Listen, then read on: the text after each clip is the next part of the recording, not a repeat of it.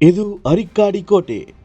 ಇದನ್ನು ಕಟ್ಟಿದವರು ಕೆಳದಿ ನಾಯಕರು ಎನ್ನಲಾಗುತ್ತದೆ. ಆದರೆ ಈ ಕೋಟೆಯು ಇರುವುದು ಕರ್ನಾಟಕದಲ್ಲಿ ಅಲ್ಲ.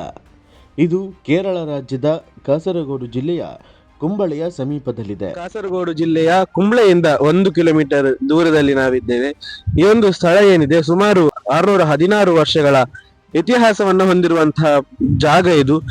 ಅರಿಕ್ಕಾಡಿ ಕೋಟೆ ಅಂತಲೇ ಈ ಒಂದು ಜಾಗ ಹೆಸರನ್ನು ಪಡೆದಿರುವಂತಹದ್ದು. ದಕ್ಷಿಣ ಕನ್ನಡ ಜಿಲ್ಲೆ ಕೈಪಿಡಿಯ ಪ್ರಕಾರ ಕೆಳದಿ ನಾಯಕರು ಕರ್ನಾಟಕದ ಕೆಳದಿ, ಇಕ್ಕೇರಿ ಮತ್ತು ಬೆಡ್ನೂರಿನಲ್ಲಿ ತಮ್ಮ ರಾಜಧಾನಿಗಳನ್ನು ಹೊಂದಿದ್ದು, ಕೇರಳದ ಹೊಸದುರ್ಗ, ಕಾಸರಗೋಡು ಪ್ರದೇಶದಲ್ಲಿ ಕೆಲವು ಕೋಟೆಗಳನ್ನು ನಿರ್ಮಿಸಿದ್ದರು.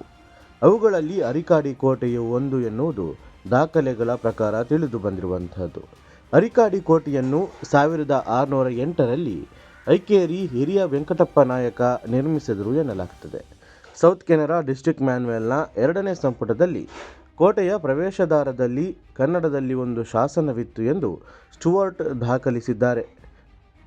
ಈ ಒಂದು ಕೋಟೆಗೆ ಕುಂಬಳ ಕೋಟೆ ಎಂದು ಕೂಡ ಕರೆಯಲಾಗ್ತದೆ. ಅದೇ ರೀತಿ ಟಿಪ್ಪು ಸುಲ್ತಾನ್ನ ಕಾಲದಲ್ಲಿಯೂ ಇದನ್ನ ನಿರ್ಮಾಣ ಮಾಡಲಾಗಿದೆ ಅನ್ನುವಂತಹ ವಾದ ಕೂಡ ಇರುವಂತಹದ್ದು. ಕೋಟೆಯ ಮೇಲೆಗೆ ಹತ್ತುವಂತಹ ಸ್ಥಳ. ಇಲ್ಲಿ ಕೂಡ ಯಾವುದೇ ರೀತಿಯಾದಂತಹ ಮೇಂಟೆನೆನ್ಸ್ ಅನ್ನೋದು ಕಾಣಲಿಕ್ಕೆ ಸಿಗಲ್ಲ. ಸಂಪೂರ್ಣ ಪೊದೆಗಳಿಂದ ಮುಚ್ಚುವುದಂತಹ ಪರಿಸ್ಥಿತಿ ಇದೆ. ಮೇಲೆ ಇರುವಾಗ ಜಾರಿ ಬೀಳುವಂತಹ ಸಂಭವ ಕೂಡ ಇರುವಂಥದ್ದು.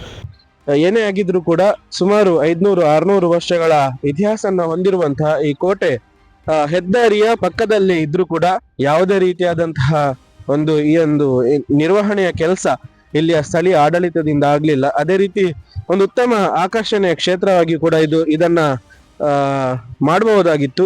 ಒಟ್ಟಾರೆಯಾಗಿ ಕೆಳದಿ ನಾಯಕರು ಅಥವಾ ಈ ಹಿಂದೆ ಆಳ್ವಿಕೆಯನ್ನ ನಡೆಸಿದಂತಹ ರಾಜರುಗಳ, ಅದೇ ರೀತಿ ಈ ಹಿಂದೆ ನಡೆದಂತಹ ಇತಿಹಾಸದ ಕಥೆಯನ್ನು ಹೇಳುವಂತಹ ಈ ರೀತಿಯ ಕೋಟೆಗಳನ್ನ ರಕ್ಷಿಸಿ ಪ್ರವಾಸೋದ್ಯಮಕ್ಕೆ ಹೆಚ್ಚಿನ ಕೊಡುಗೆಯನ್ನ ನೀಡುವಂತಹ ನಿಟ್ಟಿನಲ್ಲಿ ಸರ್ಕಾರಗಳು ಕೆಲಸವನ್ನ ಮಾಡಬೇಕಿದೆ. ಒಟ್ಟಾರೆಯಾಗಿ ಇಲ್ಲಿ ಬರುವಾಗ ಕೂಡ ಇಲ್ಲಿ ಕೆಳಭಾಗದಲ್ಲಿ ಸಂಪೂರ್ಣವಾಗಿ ಪೊದೆಗಳು, ಅದೇ ರೀತಿ ಹುಲ್ಲು ಕಡ್ಡಿಗಳು ಬೆಳೆದಿರುವಂತಹದ್ದು. ಹೊರಗಿನಿಂದ ಇದೊಂದು ಹಳೆಯ ಕೋಟೆ ಅಂತ ಕೂಡ ಕಾಣುವುದಿಲ್ಲ.